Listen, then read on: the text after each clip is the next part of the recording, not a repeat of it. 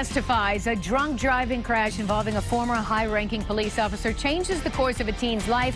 It is a story we first told you about last night on Action News at 11. Well, today the teen victim testified for the very first time about that horrific accident. 7 Action News reporter Tom Waite was in court today, and Tom, is the former officer still facing felony charges?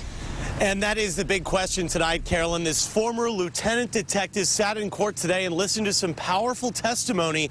Ultimately, the judge will decide if this former officer faces a felony charge. For the first time, Ryan Hagel sits in the courtroom with the former officer who admits to driving drunk and slamming into him. Ryan took the stand to make the case that his injuries should send the former officer to prison. I couldn't work out, I couldn't drive, I still haven't been able to drive.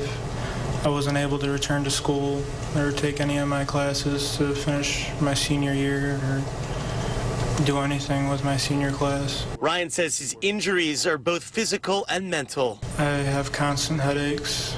My whole left side is damaged. The former officer, William Snyder, did not testify, but his attorney questioned the seriousness of Ryan's injuries. Would you agree that your cognitive abilities have substantially improved in the last year?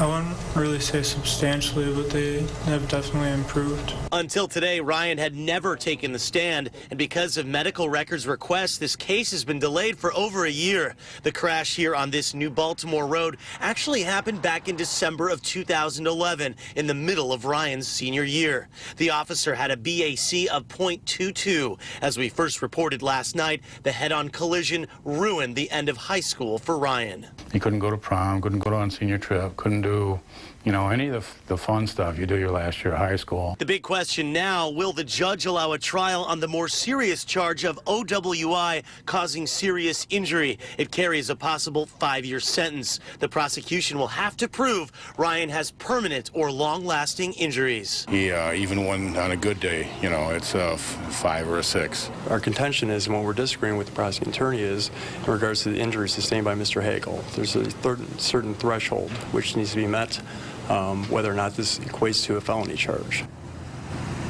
And today's hearing was continued to February 1st when they'll call in a doctor to testify about Ryan's injuries. As for the former officer, Snyder, he left court without comment. Reporting live in New Baltimore, I'm Tom Waite, 7 Action News. And Tom, has the former officer, Snyder, apologized to the family? Has he expressed any regret?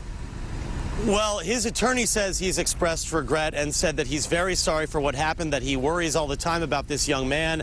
But the family of Ryan says they've never heard any apologies from the officer. Dave? All right, Tom, thank you very much. Tom Waite reporting live tonight.